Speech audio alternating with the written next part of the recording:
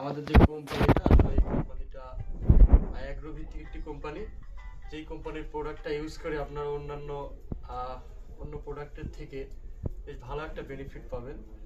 যেমন এখানে যদি উদাহরণ দিই, আমাদের এই কোম্পানির প্রোডাক্ট যদি কেউ ধানের জমিতে ইউজ করে, তো অন্য সার দিলে সেখানে যদি বিঘায় 20 মণ ধান হয়, আমাদের এই প্রোডাক্ট ইউজ করলে আলহামদুলিল্লাহ 22 থেকে 23 মণ ধান হবে। এটা পরীক্ষিত, এবং আমরা পরীক্ষিত বলে আসলে এগুলো চাষিদের ভিতরে আস্তে আস্তে ছড়িয়ে দিচ্ছি।